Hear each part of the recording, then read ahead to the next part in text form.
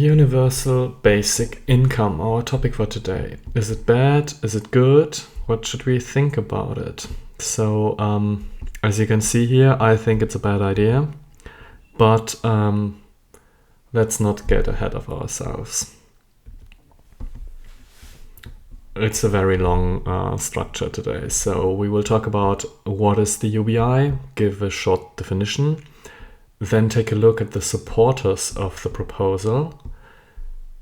Again, take a short look at the history of the universal basic income. Reflect upon the relationship between the UBI and the welfare state. Talk about UBI and class struggle. Then devote our attention to what about the robots. And lastly, talk about alternatives to the universal basic income. So, what is the UBI? UBI stands for Universal Basic Income, and it is first and foremost a form of income. So it's an amount of money that the government transfers to your bank account, which you will be able to spend on the different things that you can buy in a capitalist economy. The universal basic income is universal, which means that everyone receives it. It's not an remuneration, I think is the right word. It's not a remuneration for some kind of work. It's not a wage. You don't get it in exchange for selling your labor power. You don't get it because you fulfill certain criteria, like for example being sick or being unable to work. You will receive it no matter who you are, no matter what's your situation. You will just get the universal basic income. That's why it's called universal. And furthermore, it's a basic income, which means that it will suffice to keep you alive. So it's a basis. It's something you can subsist on. And it's also basic in the sense that you can have more income than that. So you can take a job and you will get the wages in addition to the universal basic income, which means that the basic income is your foundation, your basis, but you can add some money to it by applying for a job or by just you could also inherit something or win the lottery or whatever. So this is why it's a basic income. It's not the whole income necessarily. The universal basic income is, especially with progressive people, it's a very popular idea, and it sounds really amazing if you think about it the first time. Because it would mean, if you would receive universal basic income, it would mean that you don't have to be afraid of the future in the same sense someone has to be afraid who needs a job, because you will be provided for. No matter what happens, you will still receive your universal basic income, which would mean, in most cases at least, that you could pay your rent and pay basic necessities and food. So that a lot of pressure that we are going through every day in the neoliberal society would be gone. You could just relax and say, okay, I will still try to get a job or to get my dream job or to get this education, but I know that if I fail or if I'm unlucky, I will still be able to survive. There will not be I will not sit on the street. I will be able to survive, and that's a guarantee. So it takes away a lot of pressure. It has a good effect on your mental health, and certainly it will alleviate some of this jungle atmosphere in the capitalist world, the struggle for survival. This will all be alleviated. So it sounds like a really nice and chill idea. And furthermore, it also means that you're liberated from sanctions. So even if you live in a welfare state, like I do in Germany, right now I'm in Britain, but I've been growing up in Germany. In Germany, you have this social system, which means social security system, which means that if you are jobless, you get unemployment benefits. And Britain has something similar, France, and so on. So you will get unemployment benefit. You have healthcare, which is more or less guaranteed to you, even though it functions differently in Britain and Germany, but it's not the American situation where you have to pay for everything. So you have healthcare, you have this unemployment benefits and everything, but in order to receive, for example, unemployment benefits, you have to visit an office. And in this office, people will ask you questions. They will ask for proof that you tried to find a job, that you've applied with different jobs and they rejected you. And sometimes it's a really humiliating experience to visit those offices and to be even eligible for the unemployment benefits or pensions, like something like that. Therefore, the UBI would, in the eyes of its proponents, liberate people from these humiliating experiences. You just get your universal basic income, no questions asked.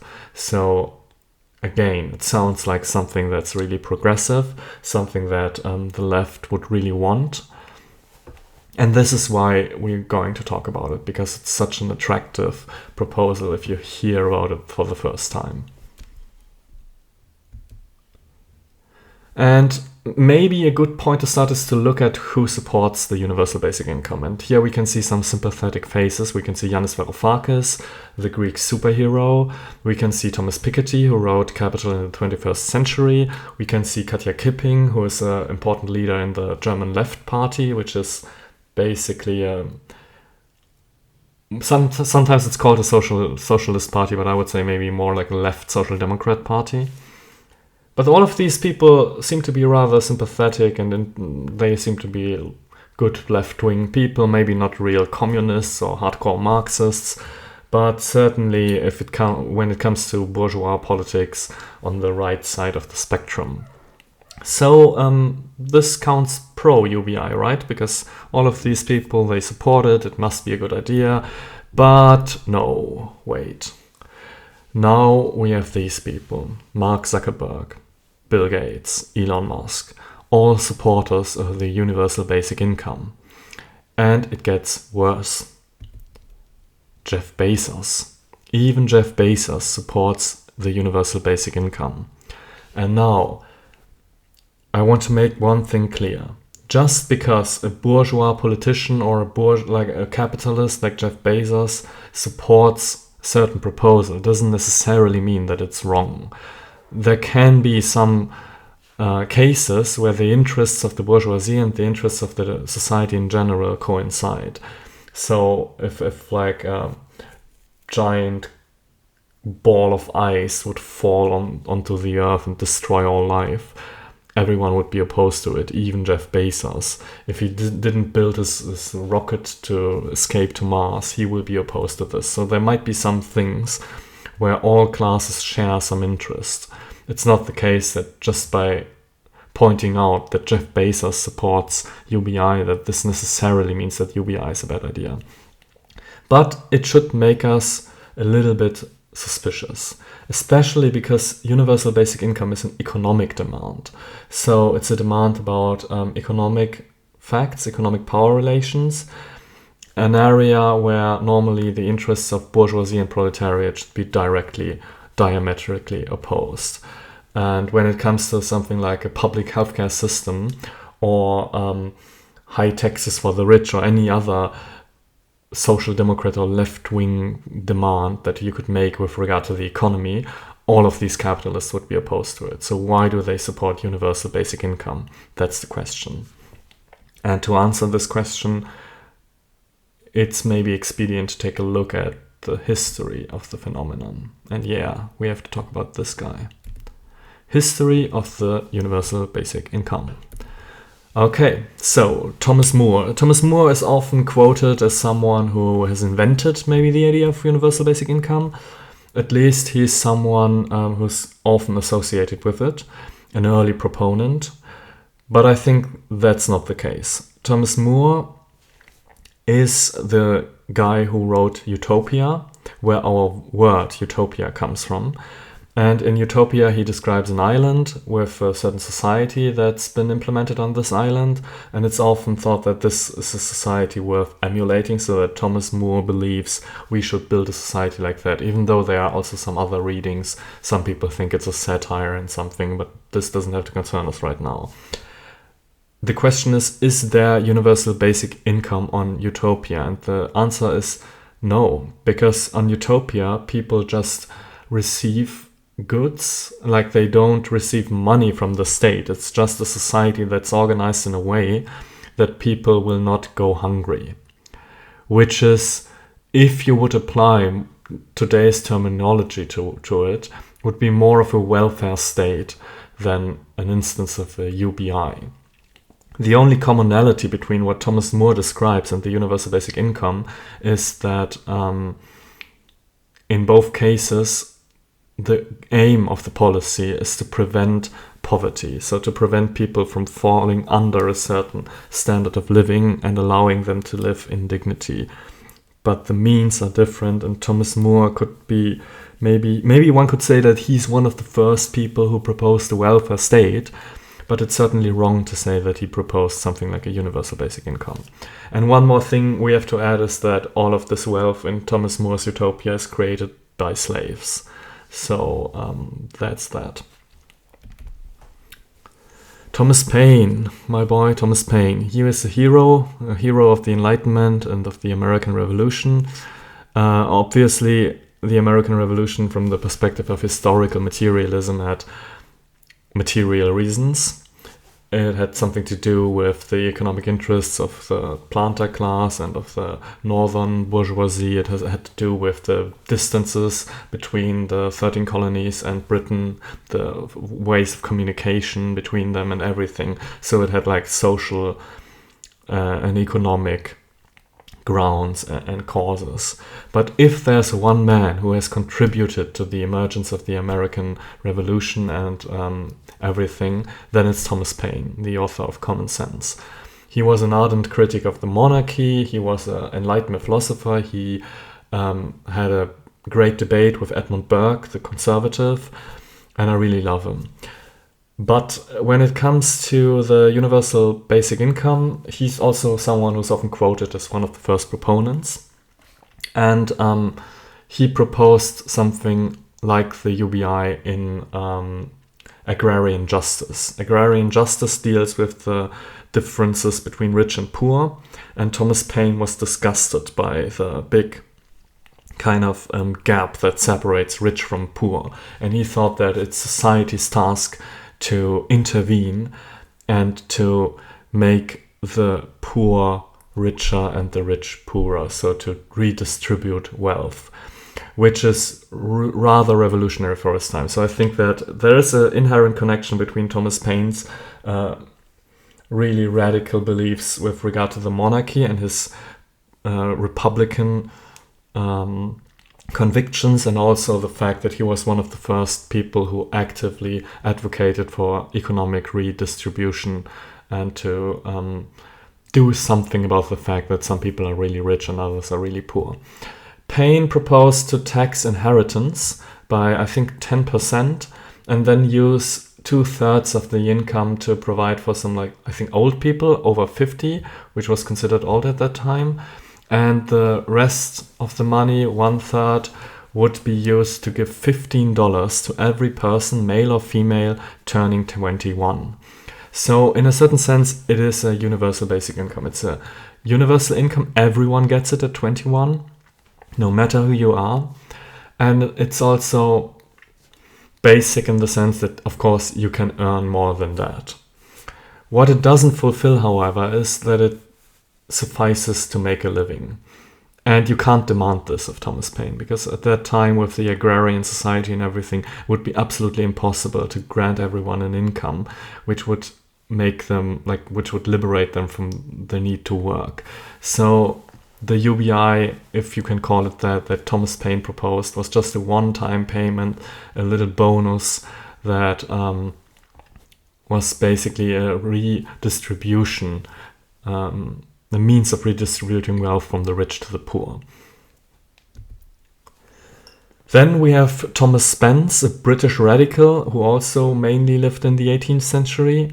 Spence was on the very left at his time, and he took an issue with land ownership. Land ownership, which was the basis of English capitalism at that time, and also, of course, the basis of the feudal system that prevailed in much of Europe. He wanted to abolish this private ownership of the land and make the land common good. So there would still be rent that's extracted from those who are using the land, but this rent could be used in many different ways. For example, by supporting sick people and everything, so classical welfare state mechanisms, which at that time also, like, they were revolutionary. But also he wanted to use some of this rent money to provide income to everyone. In contrast to Paine's solution, this would not mean that you would just give income to one time to people who turn 21, but it's a permanent income that people get and everyone gets it.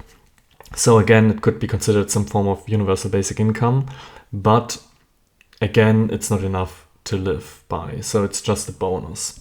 Just, again, something that can improve your income, but it's not sufficient to allow you to just sit idly by and do nothing. Now we have the 20th century, and there Juliet Rhys-Williams plays an important part. She was... Okay, now I have to explain something. Sometimes you have to explain something. Okay, we have this thing in Britain called the post-war consensus. And something similar existed in all of the developed Western industrial countries. The idea is that after the Second World War, a certain kind of economic arrangement was introduced. It had something to do with Fordism, it has something to do with Keynesianism, and the basic idea is that you have a welfare state, a strong welfare state, often strong unions, you have a good healthcare system, the wages are tied to productivity, and generally the working class is well off, so that this kind of middle class existence is possible for a large proportion of the working class, so like of the wage laborers. People receive good health care, the government intervenes in the economy, invests into infrastructure and everything. The free market is very much controlled by the government and by the trade unions. This was the standard after the Second World War until the oil crisis and the stagflation, everything that followed. How did this post-war consensus come to be? In Britain, it was through class struggle, but if you look at it from the perspective of the elites from above, then it's because of the Beveridge Report. And the Beveridge Report was the result of a commission called the Beveridge Committee, and this committee consisted of different political experts and economists and everything who discussed the future of the British economy and the British social security system and everything. The aim of the Beveridge Report was to get rid of want, disease, ignorance, squalor, and idleness, so these like 5 evils that they identified. And the means were to use an extensive welfare state, founding the NHS, the National Health Service, providing free healthcare to everyone, and all of these other like kind of welfare state solutions, unemployment benefits, old age pensions, and so on and so on. Juliet Rhys-Williams was a liberal politician who was involved in this Beveridge Committee, and she opposed the mainstream opinion that it would be right to introduce a welfare state. Instead, she proposed something else, something that's called a negative income tax. Negative income tax means that there's a certain amount of money. If you earn less money than that, the state will give you money, therefore increasing your wealth. But if you have more money than that, then you will be taxed as normally. So in effect, this means that you can't fall below a certain income, that there's a lower limit to your income and you can't fall below it, which would guarantee that everyone at least has some wealth. This idea was meant to prevent poverty and to do it in a way which doesn't interfere with the functioning of the market. So instead of introducing a welfare state, you have this negative income tax. The negative income tax is not a universal basic income in the strictest sense, because rich people don't get it, but it's almost a universal basic income, because you don't need to qualify in any further way. You just have to be poor and you get the money. Everyone is guaranteed never to have less than a certain amount of money that will be transferred to your bank account every month. So it's almost a universal basic income, with the only exception that rich people don't get it, or like middle class people. So you have this guaranteed minimum income, but it's only given to those people who earn less than that. But you don't have to prove that you try to find a job. You don't have to prove that you're poor, or that you have some other specific reason applies to you. You just have to exist and have less money than this minimum, and you get it. Rhys Williams is a liberal. She wanted to implement this policy because it's consistent with the way how markets work, and that it doesn't need the government to intervene into the economy. Like with the welfare state, you have a lot of government intervention. You have government institutions which provide certain services and everything. And Juliet Rhys Williams, as a liberal, didn't want that. So her solution to poverty was just giving money to the poor. And this idea had a lot of fans, among them Milton Friedman, who was also a big proponent of this negative income tax, which for all intents and purposes makes him a friend of the UBI. Milton Friedman, rather well-known character, the leading figure of the so-called Chicago School of Economics, one of the three big neoliberal schools of thought, the others being the Austrian school, so Ludwig von Mises and Friedrich Hayek, and also the German Ordo liberals. So these three schools form the neoliberals, who were opposed to the post-war consensus, and then with the election of Margaret Thatcher and Ronald Reagan in 1979, 1980, they got the hegemony and changed the whole whole way economy works in the world, and implemented their neoliberal reforms. Friedman is one of the most important characters of this whole development.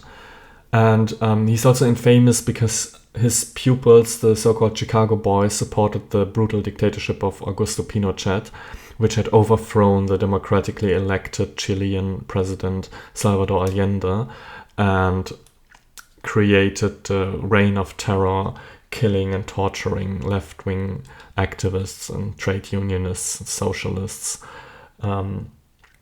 And Friedman and his pupils, they supported all of this because they needed Chile as an experiment for their economic policies. So he's an evil person, yeah, you can say that. But what about the UBI? Why did he support it? So Friedman thought, okay, in capitalism, which is of course the best economic system, and you shouldn't interfere with the market, but you will have poverty. And what do you do about poverty? If you have too much poverty, maybe people will be angry, or even like support communism. So you have to do something. What do? You just give them money. You just guarantee that no one will be too poor. You just give them money and they will shut up and everything's fine. And this will mean that it's still like in accordance with the rules of the market, because they will use their money as they see fit. You don't build up government agencies, and you don't need bureaucracy. You don't need something like the NHS, like public health care. You just give them money and they shut up and they won't be poor. So it's the most market-friendly solution to poverty that's imaginable. And therefore Milton Friedman, as a proponent of neoliberalism, supported it. Some neoliberals criticized him because they thought this will lead to like a race to the top between different politicians, so that let's say the Republicans propose, okay, we will increase this UBI to by 10%, and the Democrats will say 20%, and then demagogues will promise more and more money to the people, something like that. Milton Friedman said, but we have no other alternative. Welfare state, we cannot accept it because it would mean building government institutions and therefore preparing the ground for socialism. And just doing nothing about the poor might be too dangerous. So he settled for this idea of a negative income tax, which is basically a UBI for poor people. And now it should be rather clear from the history of the UBI that at least the proponents in the 20th century were mostly inspired by the idea that the universal basic income would allow us to get rid of the welfare state and of bureaucracy and have some really unbureaucratic and really easy way to give money to the poor without building these institutions that normally the left wing or the left liberals or labor movements want to build, like public health care and government intervention in the economy and old age pensions and all of these things. So, yes, okay, but you could say, yeah, no, but the left-wing people, they want the welfare state and they want to combine it with the UBI. So, okay, maybe there's just two kinds of UBI. One is the neoliberal one where you replace the welfare state and have only UBI, but there's also the progressive UBI where you retain and keep the welfare state and you just have the UBI in addition to that. So let's discuss this. First thing we have to think about is the cost. So according to the International Labour Office, for most world regions, the average costs of universal basic income are in the range of from 20 to 30% of GDP. So it's a lot. So this alone casts doubt on the possibility of having the UBI and the welfare state both at the same time, because it would be massive cost imposed on society, and it's questionable whether any existing country could survive this, even if you use something like modern monetary theory, print a lot of money and everything. Like, it's still very much questionable whether if you have a capitalist economy, you can have at the same time a universal basic income and also a welfare state. But okay, let's take a look at the different ways to implement the universal basic income. First way would be something that I would call a fake UBI. So a universal basic income that is not really universal, that is tied to certain conditions. You could argue that even the negative income tax is a fake UBI because it's only paid to poor people and not to everyone. But at least it's an easy kind of determining who is eligible to get the money. And at least you have this guarantee that you will never fall below a certain income. So if you're suddenly poor, you will immediately get the UBI or the negative income tax. So what I mean with fake UBI is maybe more substantial conditions, like you have to prove that you try to find a job, or you have to be poor, or we will check how much money you have in your home, or like, for example, if you have a TV, you have to sell it first and then you get UBI. The problem is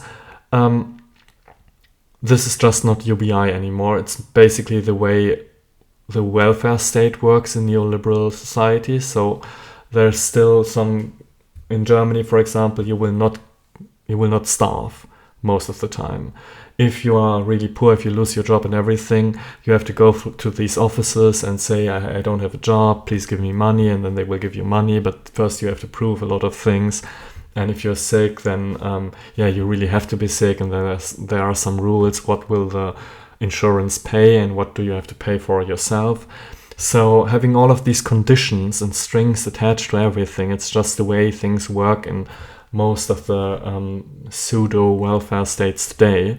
So it's not a UBI. The important part about the UBI is that you just know, I will never fall below this kind of income no matter what I do. So we can just ignore the fake UBI because it's not even a UBI. Then we have the low UBI, and what I mean by that is a universal basic income that's not high enough to allow for a sufficient standard of living. So it could mean that it doesn't even allow you to eat, but it could also mean maybe you can eat and rent a house, but nothing more, so no one would be content with that. But basically the low UBI is not enough money to survive on, so that you would still need a job in addition to the UBI. This means that the UBI would be nothing more than a subsidy for companies who offer badly paid jobs. People would still have to get a job, but this job would be this job would earn them less money because they already get the UBI. So what the company has to offer them is just the difference between the low UBI and what you need to have a decent life. So let's say you need 1,200 euro to have a decent life, and before the company just had to pay me 1,200 euro to make me work. Now if I get the 800 euro UBI, which is not enough, the company only has to pay me 400 euro, and then I would take the job because I just need to have a decent life, so I will take the job. This would mean that this low UBI is nothing more but a subsidy, the government subsidizing shitty jobs. So I don't see any reason why anyone would want that. Even like the neoliberals, they at least when they're honest, they have to argue, no, it's bad because it would harm the way the market coordinates time and everything. And of course, from a leftist perspective, it's absolutely outrageous to take government money and to basically gift it to companies who don't want to pay their people a decent wage. Okay, so what we need is a high UBI, meaning a UBI that's high enough to sustain a normal human life, whatever that is in a certain specific context. So firstly, we can imagine a high UBI without welfare state. So you get enough money to survive and have a decent life, but all of the welfare state is gone. This, I think, would just be highly unjust. It would mean that someone who has no problems at all, like just doesn't want to work, but he could work, just doesn't want to work, gets the same amount of money as someone who is suffering of cancer and just can't work and needs a lot of expensive medicine. Like the cancer person would still die because they can't pay for their medicine. And at the same time, this lazy person who doesn't want to work gets the full UBI. So I think high UBI without welfare state would be highly unjust. It would be unfair towards individuals who are unable to work, individuals who are sick, who need medical attention, and who might not be able to pay for it even if they receive a UBI. If you make the UBI high enough to pay for all medical expenses, then it's impossible to do it. Like then you can't give everyone this amount of money. So it has to be unjust. It cannot be a fair system if you get rid of the welfare state. Furthermore, it's bad for the left because it would mean that everything's private. Like it would mean that a lot of institutions which were before government institutions would now be private institutions, and the government would just hand out cash to people which they would then use on the free market. So it's really a neoliberal solution to the whole problem. But now we have solution 4, the high UBI with the welfare state. So we have our cake and eat it. We have everything. We have universal basic income, we have welfare state, everything's fine. Okay, firstly, as I said before, the question is whether this is even economically possible. But even if it is, if we don't get rid of the welfare state, then most of the things that normally are good about the UBI, so the thing that it gets rid of bureaucracy, that it's really easy to determine and stuff like this, all of this goes out of the window because we still need the whole bureaucracy of the welfare state. And in addition to that, we have to pay universal basic income. So this idea of combining UBI with the welfare state, it just means that people want unemployment subsidies for everyone without the need to show that you're trying to get a job. So it just means that being unemployed should be paid for the state. And I mean, from a leftist perspective, there's some reasons why one could think this is good. It might be good because we say, okay, there's a right to be lazy and maybe people will do something creative.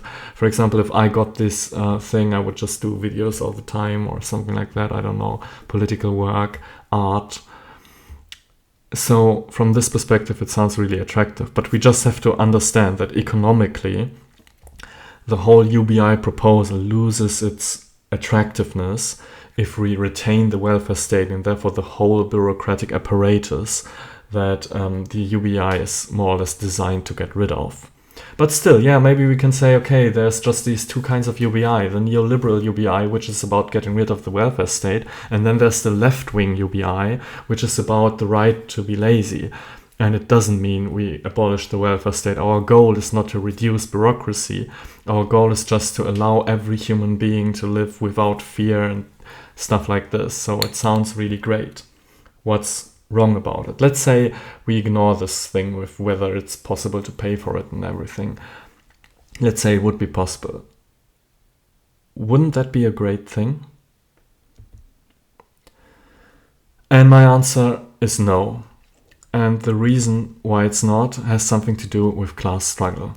So up until now, we have talked about universal basic income from a more or less capitalist perspective or bourgeois democratic perspective. So we thought about a capitalist system that creates poverty, that necessarily creates poverty. We have just accepted that, and we wanted to alleviate poverty and discuss different means to do so. And apparently the two means to do so are the welfare state and the universal basic income, or a combination of both. But these all remain on the grounds of the capitalist mode of production. And what we as socialists want is to have another mode of production where the means of production are publicly owned, that is socialist society. And how do we come to have a socialist society? Through class struggle. Class struggle implying that workers band together to fight for their own economic interests against their bosses. So we have a factory or a shop or like a media company. The workers have to do overtime, for example. They want to resist this encroachment on their freedom, so they combine, form a union or some kind of ad hoc pseudo-union, and they strike for their right. And if they can work together, then they can get considerable concessions, and therefore their fighting spirit will be raised, and then bigger and bigger unions can emerge. Like, let's say there's an Amazon warehouse, and the workers see, oh, if we strike, then the other warehouse in the next city will just do overtime, so Amazon doesn't suffer, we just don't get paid. So they have to combine with the workers at the other warehouse. Therefore, class struggle creates bigger and bigger institutions of the working class. It creates experience, leadership, solidarity. It's the only and the best tool to prepare the ground for a socialist mass movement. Every labor struggle counts. So, what are the effects of universal basic income on class struggle? Imagine we had a universal basic income. Everyone could just not work and still receive this income, which would, of course, have some good effects for your psyche, allow you to do art and stuff. But I think it would critically harm the ability of the working class to conduct class struggle, because it would separate the whole population into two camps. On the one hand, we would have workaholics, and on the other hand, the so-called lazy asses, which, for example, I would be I would be a lazy ass for certain. So the workaholics would be people who would still work even though there's a universal basic income, because they would just want to have the social status or to get more money and everything, or they just like working, I don't know. So they would continue working. I mean, you must assume that they exist, because if they don't exist, then everyone will starve. So the workaholics, they go through the school of class war. They have real power because they can strike, they can stop the economy, they have all the power in their hands. Like, they are the working class which is needed to sustain society. But they would be in tendency more conservative, because they are the people who want the social status and the money, and who have more like a positive relation to work and everything. So they would tend to be more conservative. The lazy asses on the other side, they have no school of class war, so they don't get this solidarity, this combining to fight for your own interests. They are outside of the world of wage labor, so they are not involved in class struggle. They have no power because they can't strike, because they are basically useless to society. They just consume, but they don't produce, so they have no power. but they would be more progressive. The people who have a problem with authority, who don't like being commanded by their bosses and everything, they would be more prone to just say, okay, I just take UBI, fuck you all, I go home, I do art, I do my art projects, I do my lefty theory stuff and everything, fuck the world of wage labor. So this division would be fatal to the working class, because what we want is people who go through the school of class war, who have real power, but who are progressive and who don't like to slave away for their bosses. By introducing the UBI, we would divide the working class into those two camps, and none of these camps can be usable for class struggle. Like the workaholic camp is just too workaholic and conservative, and the lazy ass camp isn't even involved in class struggle, so it's irrelevant from a social perspective. And this is bad. And even the bourgeois could use these two groups to pit them against each other, to make them fight each other instead of fighting together against the bourgeoisie. So what I think is that if we have this UBI, this would just divide the working class into those two camps, making further class struggle impossible, therefore precluding and just socialism would be impossible if the working class is divided like that. But now there's the question, what about the robots? So don't the robots just come and take all our jobs? And if that happens, don't we need UBI? And I mean, if you talk long term, I think yes, the robots are going to take our jobs. And yes, then we need UBI. But this cannot happen under capitalism. So I think under socialism, if we have a socialist society and then we see, oh, now we have better and better robots and the robots can do all the work, of course, then we just say the robots do the work and the people just get what they need. So they get a UBI or something like this, universal basic income or universal basic services, something like that, and they will just be supported by the labor of the robots. We will basically have Thomas More's utopia, but the slaves are not human beings but machines. However, I think that this cannot be the case under capitalism because of the way social power works. So imagine we have had a capitalist society with a UBI, universal basic income. Everyone gets their money, $1,000 or whatever, but there's no more wage labor. Everyone receives UBI except for the capitalists who are the owners of the robots. Robots would be the means of production. So those who own the robots would be the owners of the means of production, the owner class. And this owner class would be the only class that could sustain itself through its own economic activity, whereas the rest of society would be dependent on the universal basic income. Now, from the perspective of the owner class, the people receiving the universal basic income would simply be mouths to feed. They have no economic function. There's no reason why they should even exist. They just consume money, and this means they consume resources, power, rare earths, iron, whatever, like crops. Like they consume energy and they produce waste, but they don't contribute in any way to social wealth. So why should, in the long run, why should the owner class allow this? I think they wouldn't allow this for a long time, maybe for 10 years, 20 years, and then they would start like decreasing the UBI or something like that. It's similar, I think you should read Peter Fraser's Four Futures, where he outlines like different kinds of futures for humanity, and there he has a scenario where there's a combination of elite rule and scarcity, and he thinks that then the rich will basically eliminate the poor. And I think something like that, this would certainly happen if robots took all the jobs so that the poor are not necessary anymore, but there's still this class divide, there's still the owner class, and this class holds power. Then in the long run, it would imply something like the gradual immiseration and eventual eradication of the non-elite people, and they couldn't do anything about it. That's the problem, because all improvements of society in the past, every time when the common people have done something which decreases the power of the ruling class and which makes life more bearable for everyone, this had to be done with force. Neither the Roman patricians, nor the feudal lords, nor the aristocrats of the Ancien Regime, or the southern slave owners, or the capitalists of our age, no ruling class in the history of humanity has ever given up their power without a fight.